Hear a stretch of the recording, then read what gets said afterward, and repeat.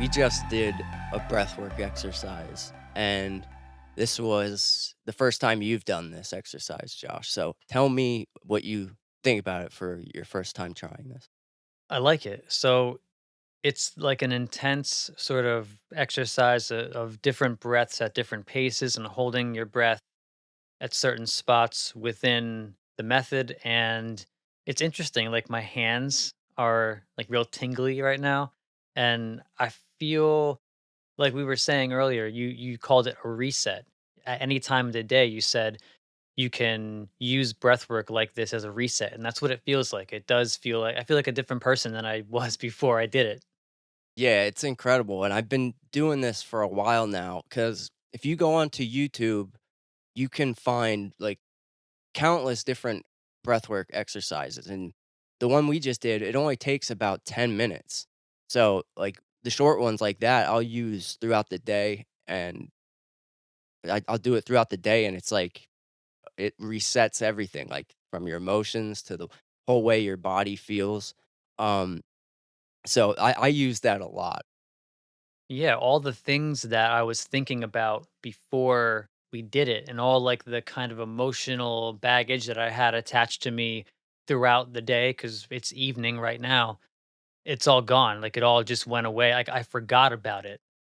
It's so strange. Yeah, it puts you in the moment, and what I've noticed, and I'm sure you can attest to this after doing it, um, it leads perfectly into meditation. Like, after I do the breath work, the natural thing for me to do is meditate, which is great because since I started doing the breath work, I've started meditating more because normally meditation is like very unnatural for me just to like sit, and it's hard sometimes, so you have to force yourself to do it.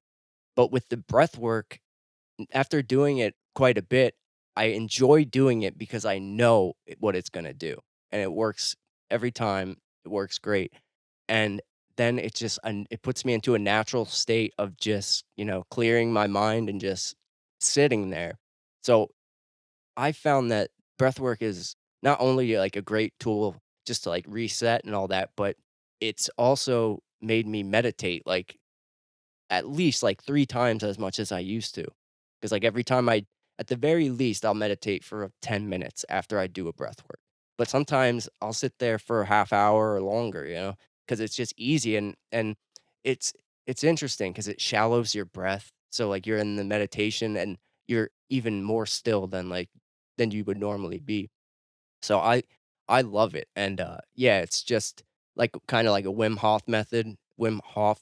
So you're breathing in, doing stomach breathing and exhaling, like, just deep and kinda long, and then you do some box breathing, which is inhaling for 5 seconds, holding for 5 seconds, exhaling for 5 seconds, holding for 5 seconds, etcetera.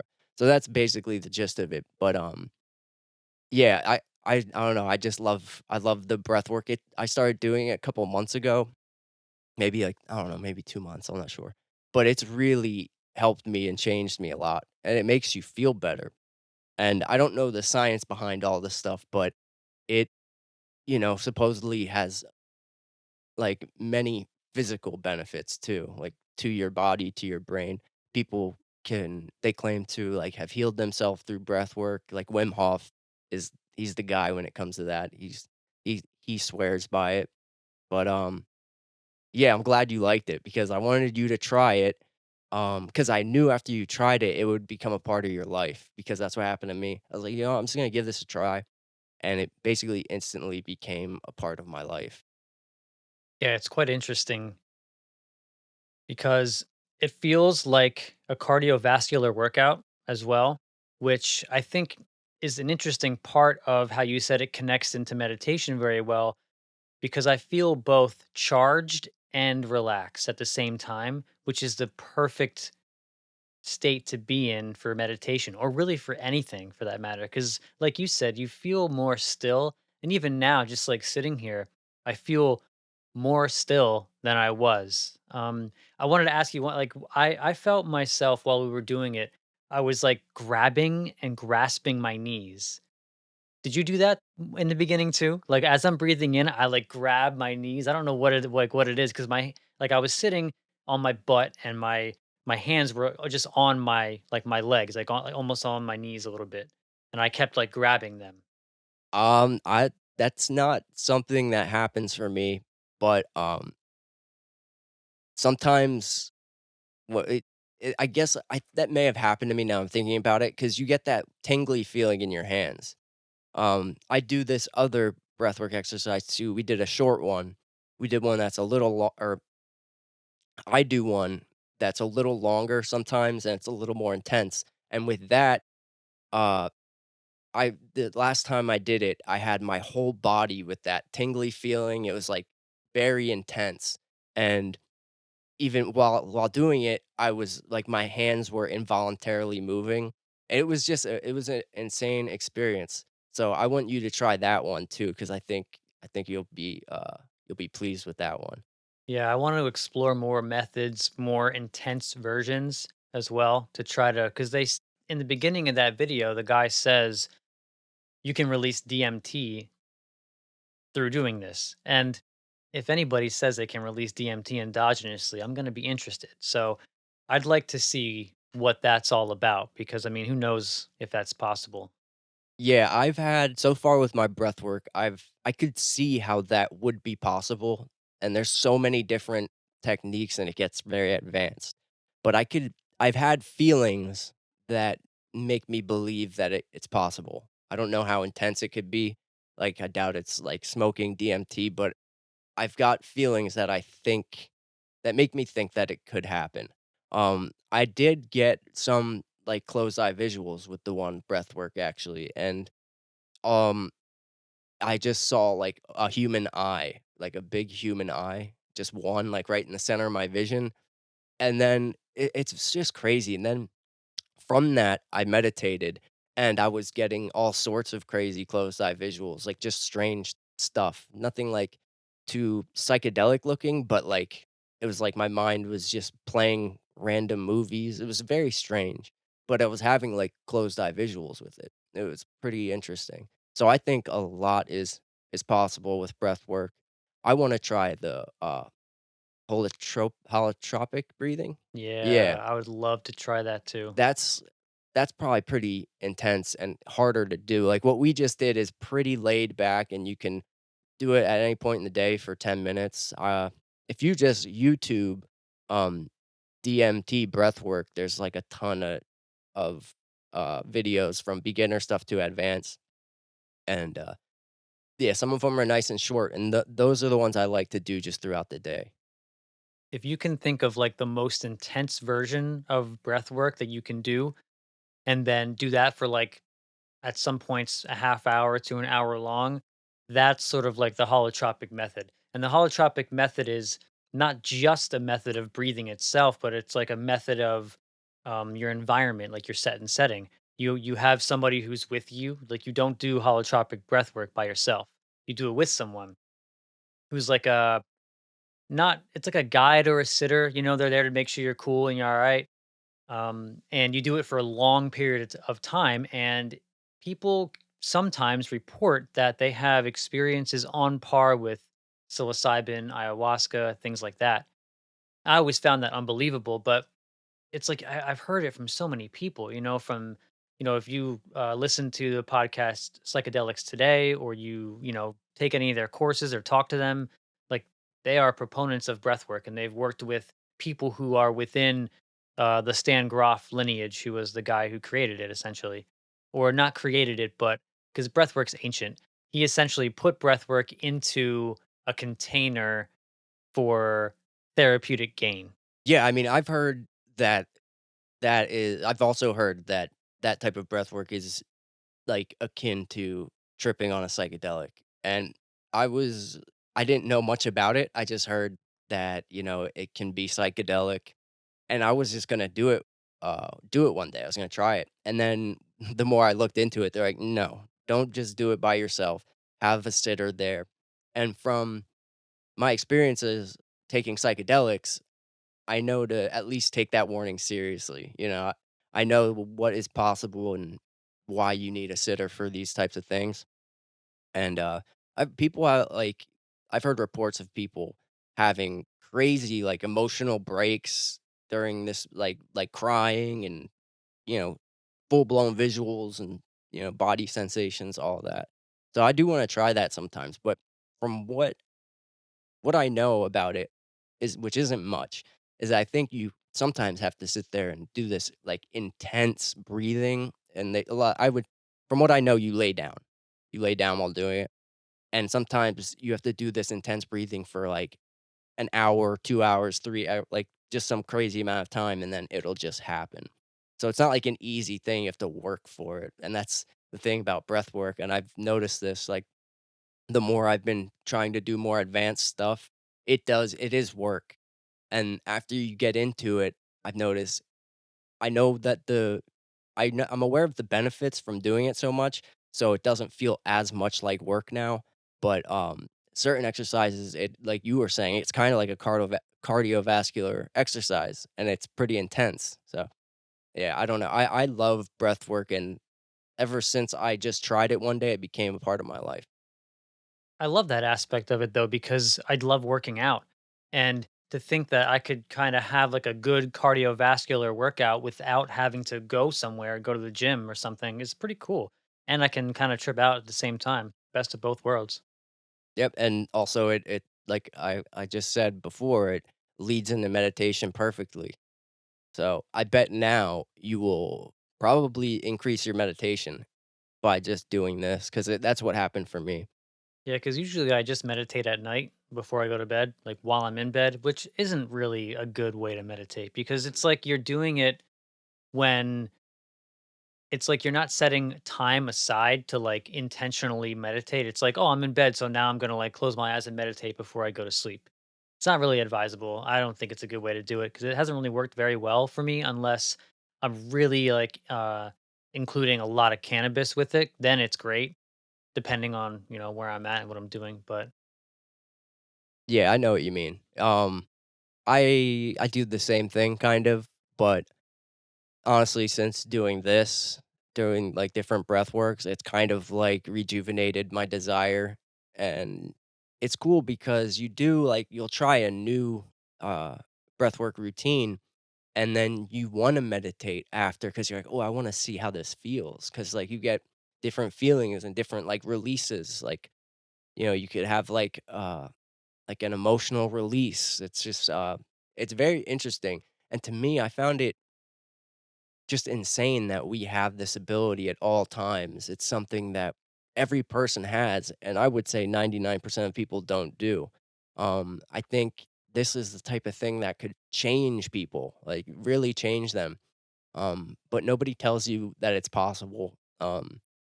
I kind of even found it laughable. Like I would say years ago, I probably would be like, "Oh, you're just a hippie doing breath work." When now I'm realizing it's seems like a fundamental part of being human almost. The whole breath work, meditation, all this stuff that kinda has a weird connotation linked to it. I think it should be for me, definitely, and I could think for others, it's something that that is so human, It's something I think that would help a lot of people with, their mental health issues and things like that, 'cause there's so much, the mental health stuff going on in our society, and there's nobody really putting certain things forward that I think could really help, like meditation and breath work. Nobody's doing it. I think if a lot of people tried it, they would realize that it kinda like I was saying, it's a reset. It'll take you if you're in a bad spot, it takes you out of that spot. It's just like the motivation to start doing it. yeah, it seems like the hippies were right about a lot more than anybody gives them credit for. But that's the thing, it's like, for some reason, all this stuff is attached to hippies from, probably the '60s and all that, when the truth of the matter is, this is linked to the ancient people that we are so, like, infatuated with. Like, we as a culture, we love, like, ancient Egypt and all these mysterious cultures. This is stuff that they would do. This has been around for thousands of years. But they leave this stuff out when they talk to you about it because it almost seems like a concerted effort to not get you to explore these things for yourself. Maybe because we're so Christianized as a nation that everything that we do sort of drives us and directs us toward being involved in like a monotheistic, cultish type of. I mean, I don't mean to offend anyone who's Catholic or Christian, but it just seems structurally that that's sort of what it is or what it's become. But I do think that what Christianity was is beautiful, and Jesus, what he has to say is amazing. The Bible is the greatest work of art probably in the history of humanity, but the structure of religion has become something very different. And I guess in order to push that narrative, you can't really teach people about breath work and ancient religions. And when you learn about Hinduism and Buddhism and Eastern religions in school, you don't really learn much. And what you do learn essentially is that they're crazy. And that again seems like a very Christian idea. Yeah, I agree. And but even it's strange because even Christianity has been completely like changed and fit into our culture in a certain way. Um like after the 1600s, the religion was completely changed, by people in power and, you know, just the church, all that. Like for instance, nowadays we do if you're a Christian, you get baptized and you just put your head in water for a second and then pop out and you're baptized.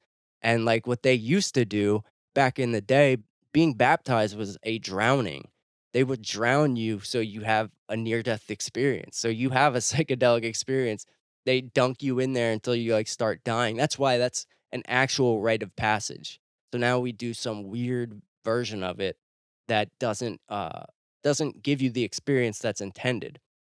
And same with, like, a vision quest. Like, that was another big one that they did in Christianity, like, that's going out into the desert with no food or water for, like, long periods of time, and these type of things bring on altered states of consciousness, 1000%.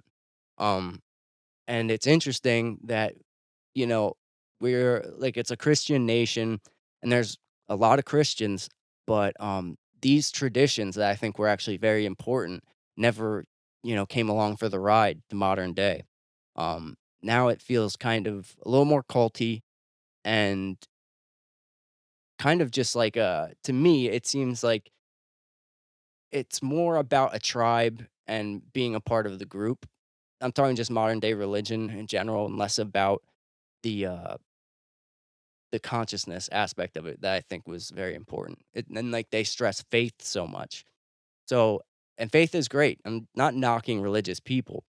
It just seems that now we've turned like religion into purely faith based when they had methods to prove yourself, like to prove the existence of the spiritual realm to yourself and experience God and all this other stuff. Like, you know, uh, I don't know if you can go into this a little bit, but the link between, mushrooms and Christianity. I don't know if you can go into that. I don't know much about it. I've heard a bit about it. If you listen to people talk about John Marco Allegro's book, I think it's called The Mushroom and the Cross. So apparently, there were the Dead Sea Scrolls, which were found, which are ancient texts that were supposedly part of like the original teachings of Christianity. And there were a bunch of people, like PhDs, who were set in a group to decipher the Dead Sea Scrolls. And one of them was John Marco Allegro. And then he continued on and wrote a book basically saying that um, Jesus was a mushroom and that there was some strange connotation um, referring to like the mushroom and sperm or something like that. I forget exactly what it was. It was something like, the something about God's semen. It was like the rain would come down as God's semen, and then That's it. something like that. That's it. Yeah. Yes. And that's super interesting to think that a potential lost portion of the Bible or the original teachings of Jesus basically revolve around a psychedelic mushroom. And again, to go back to your point of like religion being like changed over time, if you go to any store ever that has a Bible, every single one of those Bibles are usually going to say KJV, which stands for King James Version. So this dude, King James, has a version, which means he took out stuff that he didn't want in there and he revised things that he wanted to revise and added. So again, this is a very, very big structural change to the quote unquote word of God because I mean if you just and also the Old Testament and the New Testament, like these things, they're constantly being revised. And to me, the only quote unquote religion that survives revision is Buddhism and Hinduism. The ones that we call crazy, those are the ones that actually can survive criticisms and revisions because the lessons themselves are timeless and you can't recreate them or restructure them in any way because they are so fundamental to the human psyche. And I would still say that, Christianity, Islam, those are also timeless. But the thing is, culturally, we don't know how to read those books because you gotta, in my opinion, I think when you if you could put yourself in the time that it was written, that they had a different way of communicating. We are just completely different than the people that wrote it and the people that were reading it. If it was written today, it would probably have the universe rather than God, and it would use examples of more scientific things. I mean, it's just written, it's all symbols, and people are reading it like it's a textbook or a nonfiction. They they're like the archangels, those are symbols for attributes of God. And it's people are reading it like, am I supposed to believe that there were literally um people with wings or this and that? It's just we forgot how to read the book, I think. And the lessons are definitely timeless. And also, like you were talking about how they remove stuff, like in the King James version. Like they removed the Book of Enoch, which the Book of Enoch has a basically a UFO story, which is crazy. I mean, it's interesting what was kept and what was taken out. And it's evidenced by the way that we have grown as a Christian nation and a Christian culture. You see what was taken out. All of the stuff that gives the religion its base was taken out because it empowers the individual, in my view, as opposed to empowering the person who's telling you what they want you to do, what you should believe, and whatever. I think ultimately empowering the individual is against uh, the goals of most institutionalized groups. And that includes, religion, corporations, politics, news, all that stuff. And like the Old Testament, um, see, that was more of like basically, God was clearly a big part of it, but a lot of people will read it and like, oh, this is, nonsense because it has weird rules in it and different things that just seem like that don't make sense. But you have to realize that at the time those things made tons of sense. It was basically a manuscript to keep you alive in the desert when, before technology and all the stuff we have today. Um, which is why like I've heard that a lot of it is God is kind of symbolized as the sun, which is why in Christianity it's a punishing God because if you don't abide by the rules, you will be punished by God, aka the sun. So, and that's why other religions that, like for instance, the peoples of like the Amazon, eh, their version of God, also symbolized by the sun, is not punishing. Like the sun brings life, brings everything they need. So they have an all loving God. And why God couldn't do anything wrong. Why would God punish me? But they're not, you're not putting yourself in the shoes of the people at the time. And You have to understand that's all those rules that are, seem like nonsense to us now were crucial parts of staying alive in, in those times. And the New Testament, I love. I think that people I think that we're misinterpreting the New Testament a lot because, like you were saying about empowering the individual. We worship Jesus. He's like the guy. He's just above us. But in the New Testament, he says he's like, "I'm no better than you." Like Jesus is the ideal. He is what you are. He is the exact thing that you are, and he says that too. It's not like Jesus was some man with superpowers that was the son of God, and he was this perfect man that we could never be. He was just a normal man who is God realized. He is God, and he realized he was God, and that's when, giving sight to the blind, he was showing people, that they are God as well. And instead, we think that it's just nonsense because the guy supposedly could walk on water or do this, so it's all fake and none of it matters. But I think Jesus is awesome because he's he's showing us what we actually are. And sacrificing himself to show us is a beautiful notion. And yeah, it's funny that you bring up that people care about him walking on water, him turning water to wine, and him parting the Red Sea, and like, ah, that nah, that's bullshit. But it's like, again, you're not reading it for the symbolism, and that's why I think the Bible is like the most beautiful work of all time because it is so symbolic and it is such a good analysis of the human condition. It is from top to bottom. I think that's what it is, an analysis of the human condition. And if you can understand it for its mythology, you can extract so many lessons and you can read one verse for an hour 15 times, however many times you want, and you can get a different interpretation of it and learn new lessons from it. Some of the stories, like Cain and Abel, are timeless, and it's a timeless interpretation of what the human condition entails, how we are internally inside, and how we can differ from one another.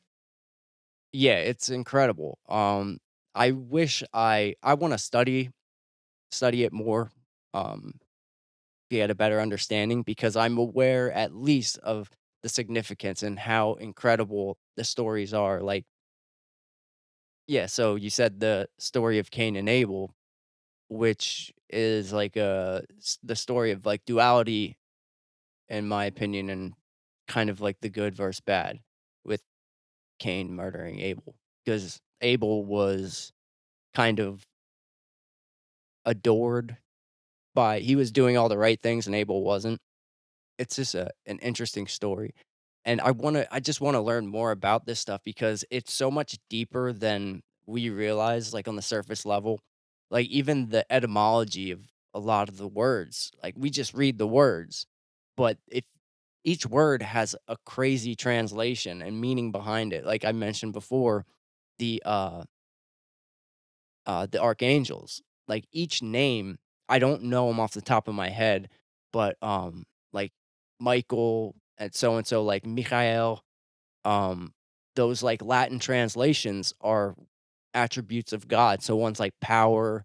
I see. I don't know them off the top of my head, but we read it without knowing that, and you just think of a personified something. You think of like a person, and but it's just a symbol for an attribute of God, and that's something that we all have inside of us. But the etymology behind the words is like I never realized how important it is to know that stuff, which is why I'm pretty interested in it. But it's tough, dude. There's a lot, a lot goes into it. I get how people who like are like professors of religious studies in this, like those are the people that truly understand this stuff. It's so much deeper than we realize, just like the average person. Um, but it's kind of fun because it's something you can dive into so deeply and it just keeps going. And there's different sects and different interpretations, different groups within larger religions. And there are subtle but important differences between each of them, especially when you move into like Eastern religions. I mean, there are just so many different cosmologies. And I mean, you can even look at Christianity versus Catholicism. Like all the monotheistic religions are like similar, but they have little different interpretations of things. And when you, like you said, get into religious studies and you really see how huge of a topic this is, it can be overwhelming. And we talked about in one of our episodes the Lucinian Mysteries, which was like a festival that used to happen, thousand how I don't remember the time frame, but it was, ancient Greece. And it was a festival where they people from all over the world would show up at this place and take a sacrament for a religious experience. And it's supposedly they were taking a psychedelic, and it was something that, everybody would go to, from like kings to slaves, basically. So anybody was allowed to go. You could only do it once, and they would take this sacrament and have an experience with God. So it's I don't know if they proved it yet that it was a psychedelic. I don't know if did they prove that in the immortality key, or is that something else? He basically proved it, Brian Murarescu. I mean, they found remains using um, chemical archaeology, essentially. They found remains in the bottom of these ceremonial bowls of ergot, and ergot is the fungus that essentially is LSD. So they're saying that because beer and wine were very different back then, they weren't made the same way. So they are essentially speculating with a pretty healthy amount of evidence that what was drunk in these mysteries in the festival was ergot infused wine. So essentially LSD infused wine, which would definitely cause a life changing experience where you meet God. Yeah, and so, well, during this is the time frame where, this was a huge deal. It's not just like some taboo thing or some fringe thing. This was the bee's knees of the time. And during this time, it was, democracy was created, all the arts, all the crazy, incredible things that you find from Greece, like the Enlightenment period. And it makes you realize, and we even mentioned before about the possibility of psilocybin being involved with Christianity, that I believe that, drinking the blood of Christ is, drinking, like you mentioned, one of these wines that isn't the wine we have today, something completely different. So I think that was another rite of passage to give you an experience. I mean, it's no coincidence that, like we were talking about this earlier, it's no coincidence that you were an atheist and in a single moment that changed for you during a psilocybin experience, your first psilocybin experience. I don't think that's just a coincidence that all these sacraments are related to religion. You can't convince somebody who's an atheist just like by speaking words, because words don't do it. It's not able to be articulated. These experiences are beyond language, beyond any communication. The only way to do it is have the communication with the source itself, and you can get that undoubtedly from, psilocybin, DMT, all these psychedelics. So we're talking about things that have been pushed out of religion. I think the actual thing, the main thing is pushed out, and what it's replaced by the priest, or it's replaced by a person that you need to go to get your fix of God. And that's the amazing thing, like about Jesus, in my opinion, the what he actually stood for was that you are God and you can realize that and be just like Jesus. And these experiences just so happen to be the most profound of the person's life usually, and in my case for sure. And imagine if you can promise an atheist that you can give them an experience that will prove spirituality to them through what they experience.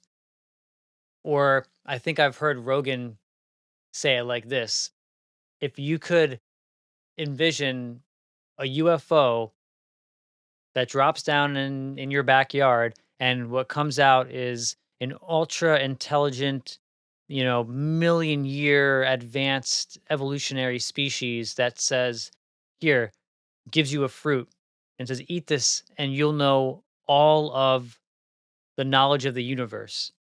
You would take that shit and eat it and you would understand. But if I come up to somebody, a normal lay person, and I say, here's a bag of mushrooms, eat these and you will understand the, the secrets of the cosmos. They look at you like you're a lunatic. And it does prove to you through firsthand experience something that you cannot impart on someone with words. And I think again that is the big difference. Like you said, they took out the most important part, which is the thing that provides you with the faith. You can't just say, like, that's the definition of faith, in my opinion. And nowadays, the definition of faith is again, you look at your fix for God, which is a human being. They tell you something, have faith in that. Have faith in me, have faith in the God that I just told you about. But what faith is having an experience that is so groundbreaking, so boundary dissolving, and so extraordinary that there's no choice but to have faith in it. And you don't have empirical evidence that says this is ancient knowledge from the universe and from God, but you feel that. And that's what the faith part is. It's beyond evidence. It's beyond, and that sounds so bad to say. And I hate even saying beyond evidence, but it's a more important conclusion than something evidence can provide for you.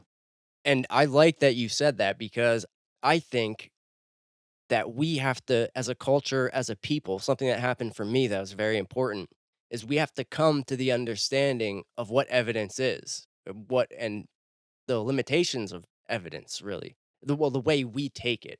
Like I think basically what you can do is prove God with the scientific method. I think if we presented it in that way to people, it would you could do it. I mean, but the thing is, you can't have evidence. You can prove it to only the person.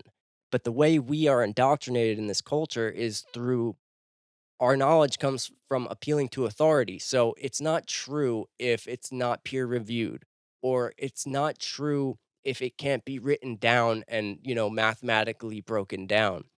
Um, but the reality of the matter is if you set it up, like here's my method. Um, I have this DMT here, and for 30 days straight, you're gonna smoke this breakthrough dose of DMT, 5-MeO DMT. You're gonna do that for 30 days straight. This is my method. And then what they're gonna do is question your method. They're gonna say, "Oh, that's ridiculous."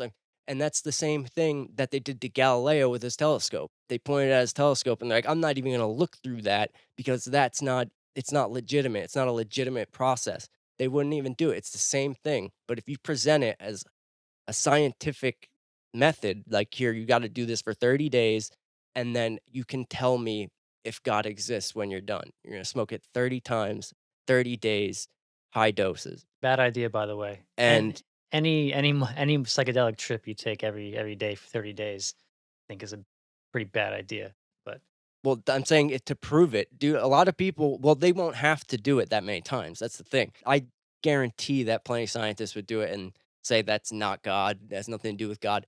My point is if you do it enough, you will get to God, like, yeah, eventually, or something that you can't, um something that you can't explain, and maybe you're gonna have, uh, problems with the word God, but you're not gonna have another word, so, but you present it that way, and the thing is they're gonna question the method and they're not gonna take it seriously. But if you just do the method, you will prove to yourself, and that's the only way to have any spirituality. You can't get it from someone else, which is why this whole system that's set up with Christianity and priests and other getting your spirituality from another person, um, it's not it just doesn't work that way. And I'm not trying to rip on Christianity because I know there's plenty of Christians that have a real relationship with God and they don't just listen to their priests, but some people do.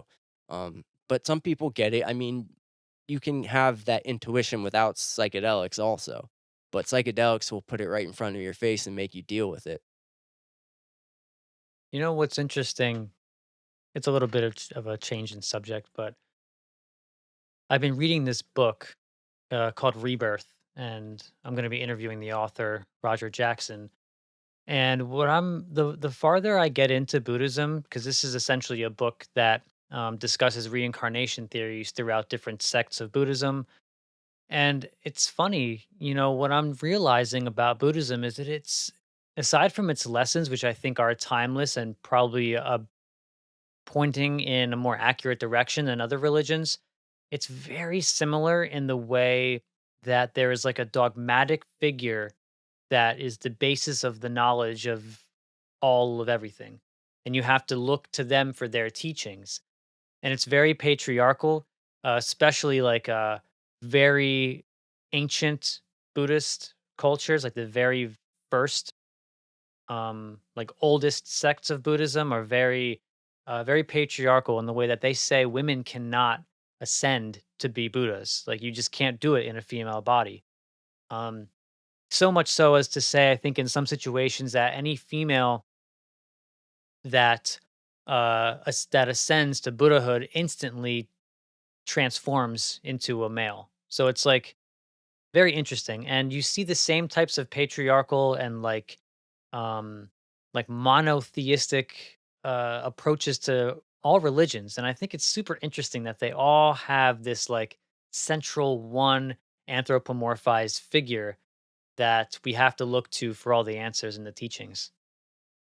Yeah, it is interesting. And it makes you think why is it that way? I think it partially I mean, you it's it not partially, I think majorly it's just the times that they were written as far as like the patriarchal aspect of it. Um it's interesting. It's hard to put yourself in the shoes of a human being that lived so long ago. Like it's just totally different. So to them that just was just the way it had to be probably, you know. Um And those are parts of the religion that you can see were like implemented and put in by man. So they're not, those types of details to me are not the ultimate word of the Buddha or the ultimate word of God. And this is why I said earlier that I think Buddhism stands up to revisions. I think it fits perfectly with revisions because it's things like that that you can revise. And when you do revise things like that, you still don't fundamentally alter the lessons behind what being a Buddha is and what Buddha nature is and all that stuff.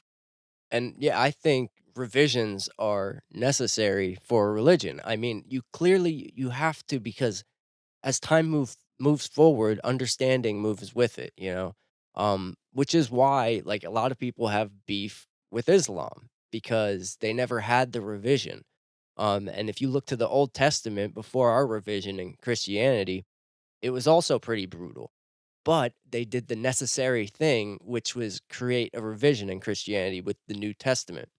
And there's not you don't really see all the dark stuff in the New Testament. It's basically just check out Jesus, look at how amazing this person is.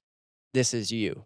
And so the revisions are necessary and I think that, you know, with Buddhism I agree also. It's very open to it even though you said it, like kind of the dogmatic aspects of it, as a whole, to me, it doesn't feel as dogmatic, and but the thing is, like, there's so many different sects, which just the just the idea that there are sects is gonna cause some dogmatic thinking, um, but it does seem like the religion that is most fitting with the modern mind, because it goes less into symbolism of stories, like because we just don't know how to read the stories of the Bible or the Quran and all this, we kind of with Buddhism, it's a little less,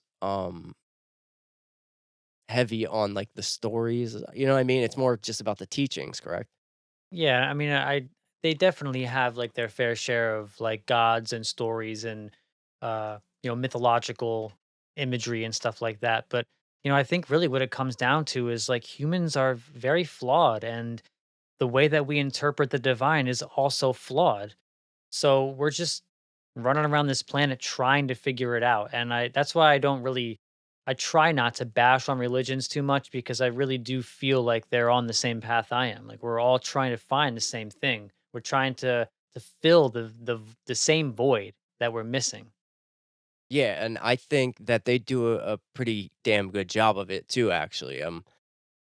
Most of the problems with religion aren't actually, the key points of the religion, like the teachings. It's what the people do with it. And, you can turn anything into a weapon or, to a mind control technique or something like that. Um, but I think, and like I keep saying it, but especially when you look at the time it was written, how else would you convey to some guy who couldn't read? Like, that's the one reason they need priests too. But like, if you put yourself back so long ago, these people couldn't, just talking to them would be very hard. Like, if you can't talk to them the way we're talking right now, they have a whole different frame of reference and symbols. And it's just, I think about the way if I was trying to convey the divine into words to people that long ago, I would have to do it with stories also. There's no other way. Even now, it's hard to do without stories or symbols. Now we can use, you know, symbols that are up to date and maybe more scientific that would work better and resonate more with people. But then you'd have to, put God into a body or, you know, symbolize the attributes by the archangels, that type of thing. And what's so intriguing is that after having psychedelic mystical experiences, I'm sure you can say the same thing, but I feel like I can interpret and understand what's in the Bible way better than I ever could before. And I can understand some of the teachings of Buddhism and some of the symbolism of the gods and things like that way, way better. I mean, to an insane degree. Before, I just looked at that stuff as like fiction or as a story, or like a crutch. That's the thing. People like to look at like mystical spirituality as like a crutch. Like, oh, you're just telling yourself that because it feels better, man. But I mean, honestly, it doesn't feel better sometimes, because you're faced with more hardships and you're faced with more difficult concepts for your mind to grasp, and you have to come to terms with those concepts. Whereas if you're an atheist, you can just be like, fuck it. I'm just going to ignore this entire section of being a human. You know, it's work. It's a path. And, even like a bigger part for me with, using psychedelics and now my relationship with religion is it gave me a an enormous respect for religion. Whereas same as you, like you just said, I used to think of religion as something for dull people that aren't smart enough to use their logic and reason to see that that's clearly impossible what it says in that book. Now I respect the book or all the religions. I respect them so much more because I know that it's just an attempt to point at something that is literally that we're incapable of articulating. Um, and I think at least attempting it is is admirable and it's important. And I get why religion dominated humanity for so long. It's so interesting to me that human beings, that spirituality is a part of us. It's like a key aspect of a human being, and it's something you look at other animals and they, obviously we're so different. But one of the craziest things about a human being is our spirit, our spirituality is like deep within us. All cultures, even like if you look back to the oldest evidence we have of people, there was always some trail of like a spiritual belief that they had. It's something that is undeniably important when it comes to the human story and the human experience. And it's sad that it seems in like the last century, half a century or so, that we've started to try to diminish that and as a Western culture, I'll say. still plenty of people that are spiritual, and but it just seems that now we're moving in a direction of like a technological age that kind of wants to diminish our spirit, the spirituality part of life, which in my opinion is the most important part. It's the whole thing once you have like the realization of it. I mean, a good interpretation or representation of how huge spirituality is, you know, the whole death and rebirth concept in general. I mean, look at people like Ram Dass or anybody who studies under a guru or has a spiritual awakening through Christianity. It they change their names. They say that they're a born again Christian. It's a this death and rebirth aspect of spirituality, in my opinion, is a measurement of how huge of a part of being a human it is. And the bigger that void between us and that part of ourselves gets, the worse off we are as a collective. Oh yeah, I totally agree. Um and yeah, the rebirth, it's I mean, I've had one. I mean, I think you can have countless like rebirths, but the further we get away from it, it's just you start to see aspects of society start to like fall apart, more violence. I mean, because the main teaching, in my opinion, from having my opinion, my like rebirth was the realization of myself, of what I am, and that everybody else is also this. So basically, it's just like in the Bible how it says to treat your neighbor as you wish to be treated, basically. If you look at another human being and you know that they aren't separate from you, that they are you, that there's no separation, it makes it very difficult and even irrational to harm them because you're really harming yourself. Um I've noticed now I get in way less confrontation in my life because I've noticed that if I'm arguing with somebody, I'm really just arguing with myself.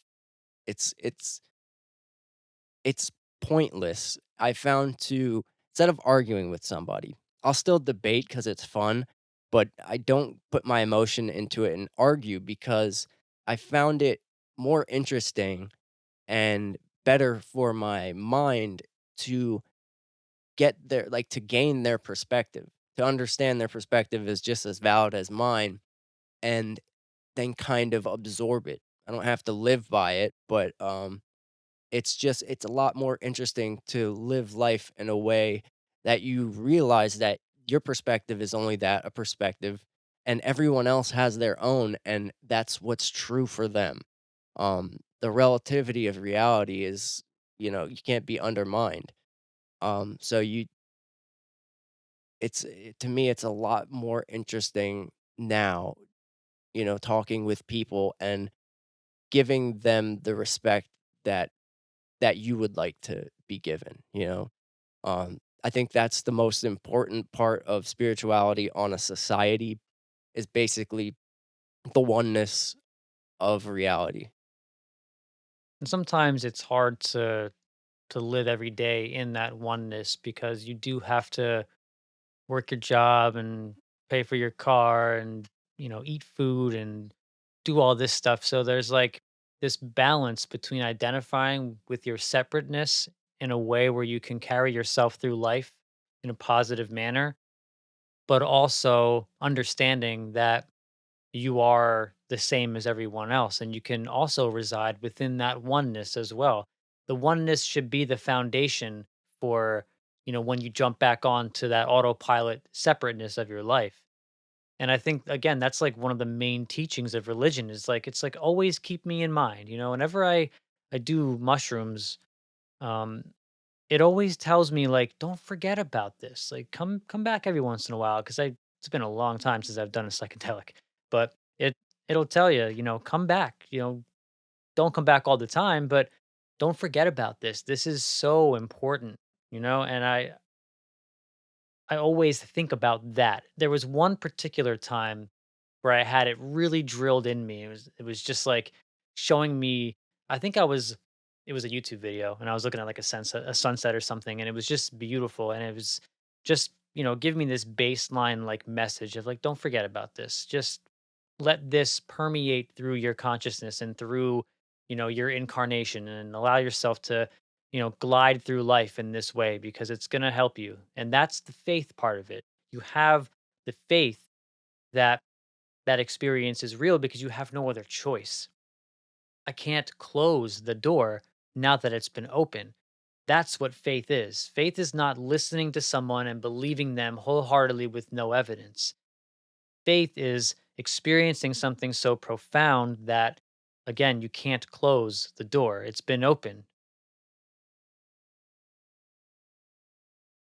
And I think, um, I think psychedelics are the way to start that faith. I mean, for not for everybody, but for me, definitely.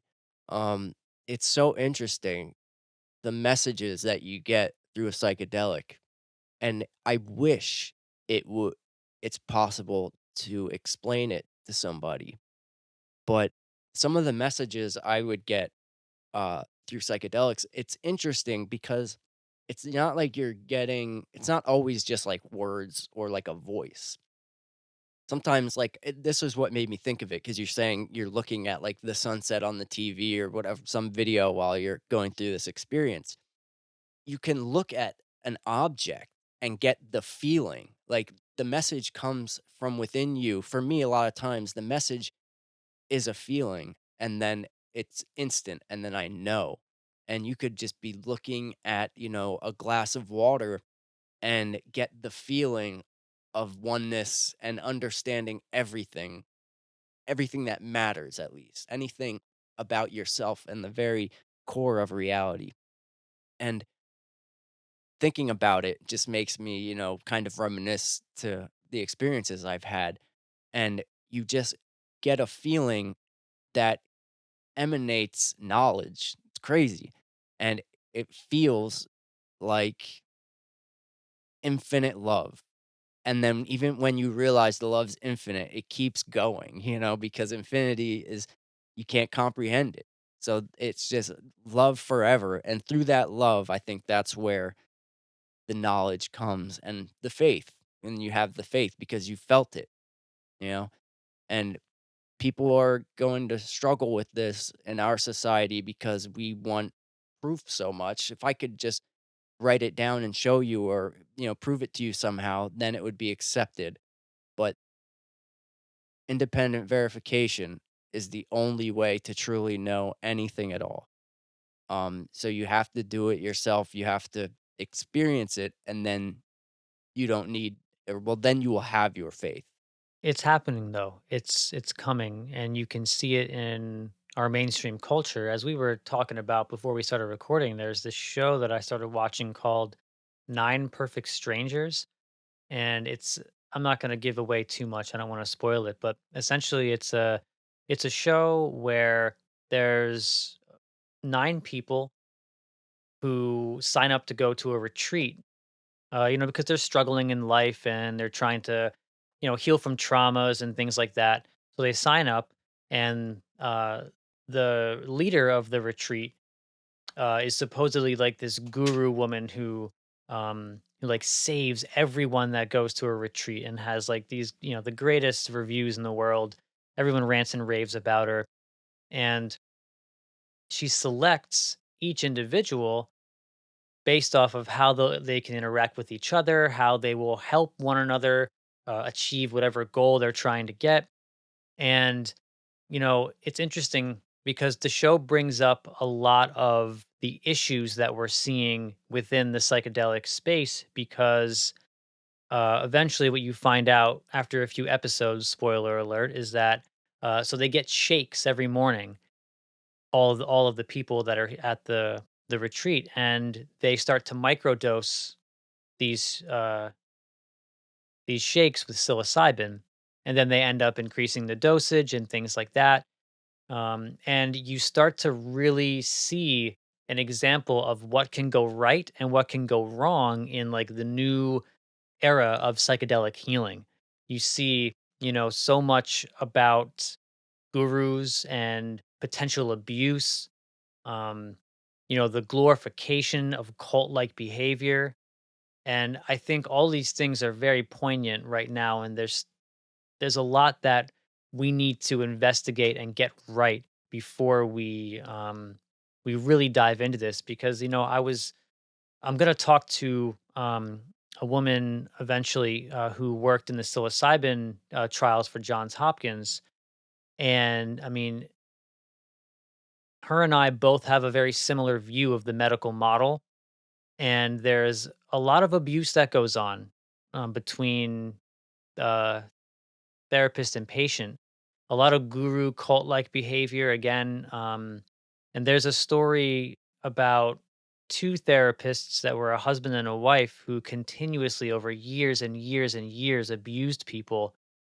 And it's really, really unfortunate. These people were given credentials and given power within the psychedelic space. They were part of the MAPS trials. I mean, they were everywhere. They're teaching people how to practition psychedelic experiences for people therapeutically, and it's scary to know that there's people out there like that. And even Michael Pollan wrote about this guy supposedly in his book "How to Change Your Mind." In a certain portion of it, he talks about his journey in the underground when he was seeking out these experiences as research for the book.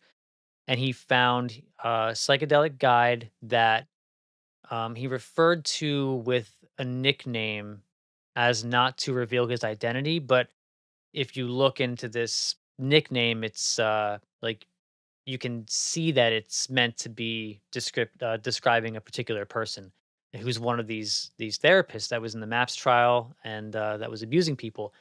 And he says about that person, like he was alarmed by their nonchalant attitude and the way that they were toward the substance and toward people who, like Michael Pollan, had concerns for his health and about his mental stability. This person was just like, "Oh, just take the drug. It's fine. If you have a mental break, we'll throw you with the rest of the dead bodies," or something like that. That was like a quote, some weird quote like that. Um, so that I think is a huge issue within this space that I think we're going to have to address for this takes off, where we could experience like a prohibition again. Well, I think it's like that's unavoidable with human nature. What this is going to do is it creates a new avenue for a predator to explore. Same way, like I'm not of the belief that the Catholic Church breeds pedophiles. I think people see that there's a position to be filled where you have power over children, and then the pedophile goes to the church. And the same thing can happen here. I mean, it's a position of power in a sense, like over somebody's soul if you're some evil person. So it creates an avenue that now predators can infiltrate and do their bidding, which is scary. Um, and that's why I feel very lucky, like you and I, because we don't have we have each other to have experiences with and discuss with each other. Because being alone through all these experiences would be difficult, not having somebody that understood and somebody you could talk about it with. So we're lucky in that sense. And I've talked to people that will say that having a guru is necessary, like you need one, and then others say you don't. And I'm of the belief that you don't need one. All you need is yourself. And the only true knowledge that you'll ever get comes from within yourself. The guru can point you in those directions, and then you still have to do it yourself. Um, but we're lucky because we have each other, and I don't have a guru that I have to worry maybe misguiding me because that happens a lot. There's a lot of deluded gurus. I mean, in today's day and age, there has to be more gurus than there's ever been. And we know for a fact that a lot of them claim to be enlightened and they definitely aren't. But if they know more than you might think they're enlightened. And so in my opinion, I don't think you need a guru, and especially in today's day and age, it's so beautiful. I just have so much gratitude for the time that we live and the situation that I'm in because we have the internet and you can watch gurus online and you could talk to people and there's so much that's right at your fingertips. So much is accessible in this space, the psychedelic spiritual space where you can learn and you could find a guru online if you really want one. Um but then you have to be very careful not to fall into someone's grimy little grips and, try to, mislead you, abuse you, or control your mind. MK Ultra, they use this shit for like mind control. It's not all beautiful, but in my experience, keeping it close to myself and having my own relationship with it and the people that I'm already close to share with them and have the experiences together, I think it's the most beautiful thing, and I have to be just so thankful for that. I really feel for people that don't have that, and I'm, like, a part of a lot of, like, online groups, and, I hear people sometimes writing about, like, all this stuff they're going through, and they're like, they're going through it alone.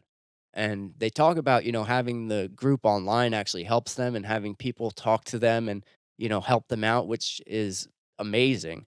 And I think it's important, something that is in every religion, which is like having a group of people. You know, I think when it comes to spirituality, it's tough to do it all by yourself just because of our human nature. And the ironic part about it is you have to do it by yourself though. But having a tight group of people to worship with or the community aspect is huge of being a human being. We have to be in a tribe. If you seclude yourself on an island for years, you'll literally go crazy. You need people. And that's one thing that I think some people can get steered in the wrong direction. I felt myself doing it ever so slightly where you think that you don't need people. You kind of get in the zone because you like think about the oneness of reality and realize yourself as everything, and you can become a little isolated, from the public. But I've realized that having relationships with human beings is, you know, it's the whole point, really. It's the most important thing. We were primed for this, I feel like, because, as you were talking about that, it reminds me so much of wrestling when we were in school.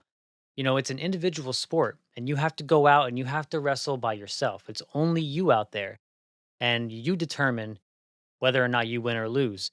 But then you go back to your team and you experience the practice and the pain and the drilling and all this stuff and the losses, you experience that together and you experience the wins. And I think it's a perfect example of like you have to go out and do things by yourself. You have to perform the task by yourself, but then you come back to the team and the team supports you and the team loves you. Yeah, that's a really good analogy. It's like I feel I might be speaking out of turn, but I feel like this is probably especially true for men that we need not just like a group of people or friends, but brotherhood, like a real and I'm lucky to have actual brothers, but beyond that, uh, a bonding it's for the wrestling team, it's a very tight bonding experience. You have to physically combat these people day in and day out and elevate each other. I think that's why you see a lot of like so much love in the military, like people that were in the Marines and their squadron, like they'll be brothers for life, this type of thing. Um, Unfortunately, we lack that for adult men. W- It's beautiful if you are involved in sports growing up and you have that, but then most people don't become professional athletes. They, grow up into their everyday life, and the only group they have is, the people they work with who they don't even like. Um, I think it's important for men to form some type of brotherhood and have a close knit tribe. And I think combat sports is one of the best things for that. But I believe that most people need that to advance spiritually. If you're having a lot of mental health problems and you're depressed and just generally mixed up in your head, you're not going to be able to really work on your spirituality. I think, like, basically, in order to do like spiritual work, you must take care of your like basic needs first.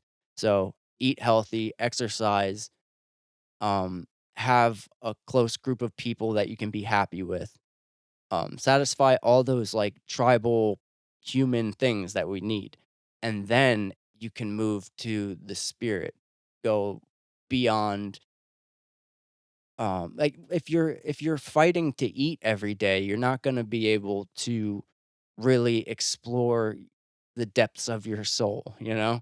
Um, so I notice a lot of times with people online that I talk to, and they're struggling with this stuff, with, grasping some of these spiritual concepts and really understanding their true self. I've found that when you talk to them, most of them aren't happy in the most basic areas of life. Um, and a good way I realized to start talking with people like that and get them to realize it is the first thing to say, well, what's your diet? How are you eating? How are you sleeping? Are you happy at work? Just the basic things. And I don't think that you're going to have much luck until you fulfill those, sections of your life with joy and, get everything where it needs to be. I've noticed that's the probably the main problem with people in general right now, and why when you talk to somebody, they might think spirituality is, something to just brush off because they have quote unquote real problems to deal with. Well, it is tough when you do have real problems to deal with, and it's very unfortunate that our culture and our society does not support happiness and joy. It values work. And that's why it's interesting when you ask somebody, "How you doing?" A lot of times they say, "Oh, fucking another day." Living the dream. Yeah, living the dream. That's a big one. And you ask them how they like their job, and they say, "I fucking hate my job. Every day sucks. Can't wait to go home. We work for the weekends. Oh, TGIF, it's finally Friday. Like we have this weird mentality that is surrounded, like we surround ourselves with our job. You ask somebody the first time you meet them, "What do you do for a living?" "Oh, what are you up to?" It's always about your job, and it's always about working. What are you doing for work? What are you doing here? What are you doing there? And it's like we don't actually have a society that supports any other mode of thought or any other modality of growth. It's always like your growth is dependent upon your promotions, how much money you're making, how many things you have. Did you just buy a new car?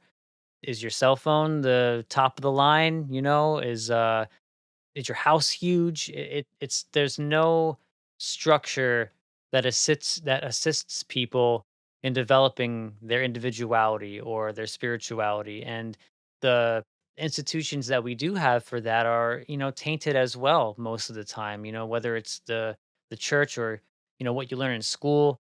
A lot of people are starting from, and including us, we started from a position where we were not informed of the nature of reality. We had no idea what any of this stuff meant, and we had to figure it out for ourselves. And again, I feel so grateful for, you know, getting lucky enough to start to figure out which gate to open to go down the path that I'm going down. Like I don't even consider myself, you know, it's like it's still morning in my, in my calendar day of spirituality. I just woke up.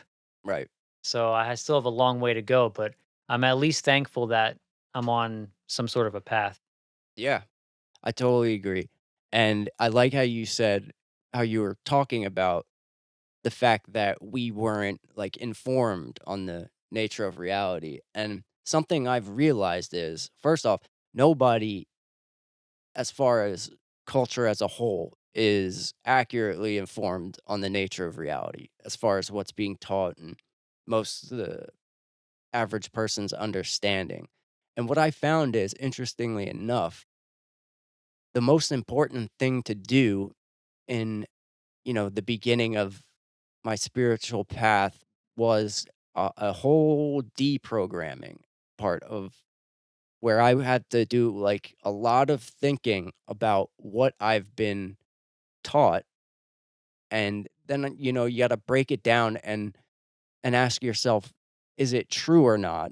Um, Basically, I think the most important part of starting spirituality isn't, jamming a bunch of new concepts into your head, but erasing the old ones and starting from a clean slate. So getting rid of all the things you've been taught as concepts that you never verified for yourself and just get rid of it completely. Even though the culture, everybody you talk to is going to still be thinking in those terms, you have to kill that and not think in those terms and then start over like you're a baby learning about reality for the first time with a clean slate and knowing, not just conceptually thinking it, but knowing that the things that you were told as truth aren't truth until you can verify it yourself in the flesh. All the like I mentioned this one before, which is probably triggering, is like the the earth being round or flat. You have to admit to yourself truly that you actually don't know and actually not just conceptually, but really know it until you go out into space and look at the earth and see it in its full shape, you don't know it actually. There could be plenty of evidence that you don't even understand anyway, but you have to accept the fact that something as fundamental as that you believe in your heart as truth, it's not your true knowledge yet.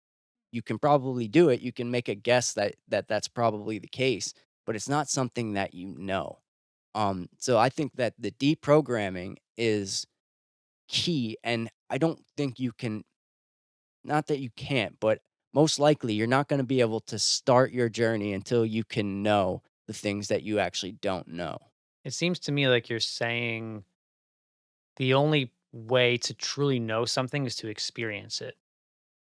Well, yeah, well, the only way to know it is to know it. So, like, can you admit to yourself that you don't know if the earth is round? But if you experience a sensory intake of the earth through your eyes where you can see that it's round, that is like an experience of it being round. So it's like you can't understand the nature of reality without some sort of experience that takes you there. You can describe it with the periodic table and with atoms and with science, you can describe it, but you can't know it. And I think that's where experience and where, I mean, unfortunately, faith comes in. Unfortunately, I say with the caveat that the definition of faith is sort of bastardized, but in my definition of faith, I mean, not that it's like, holy or anything. It's based more on experience. So I think it goes hand in hand with knowing something. Yeah, I think it's all about independent verification. You have to learn it and know it for yourself. Otherwise, it's just a concept and it's something that it's a faith-based belief and not your definition of faith, but just blindly believing in something because an authority figure told you it's true. They People have deemed the earth to be round. You never a day in your life have verified that. So you don't actually know it. And the same thing goes when you start doing this, it can feel very unsettling. And if you don't have a very stable mind, it can be way overwhelming because you start to realize, like, wow, if I don't know that, you don't really know anything aside from what's happening right now and the things that you have touched and been a part of. Everything else has been just an appeal to authority. The authority tells you it's true. And since everybody believes it, of course it's true.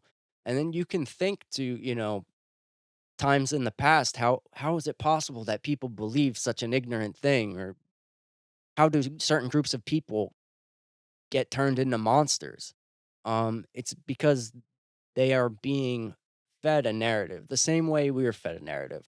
Like, the easiest example for me is the the view of the materialist, because I've lived it my whole life up until, recent years. Is I was told what reality is and what it was made of, and the nature of reality in time and space. And I was told all that, and it made the entire framework for my whole human experience. It's the way that it's at such a deep level you walk around and view and experience reality in this way that you have never verified for yourself, or it's never happened to you. I never have proven the nature of reality to myself. And now I've realized that the materialist paradigm is not even true, and it even kind of disproves itself in a lot of ways.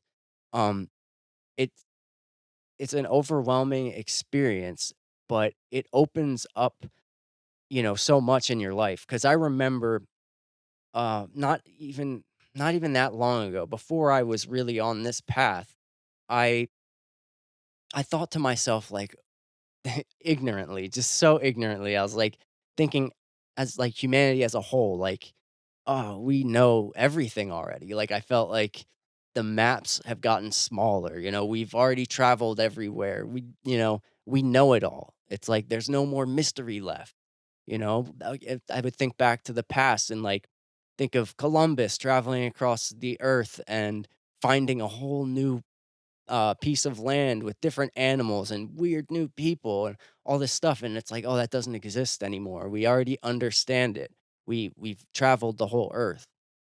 And then after having this realization of me actually not knowing anything at all, it changed my life completely. It's like everything is magic now. Everything is new. It's like being a child again.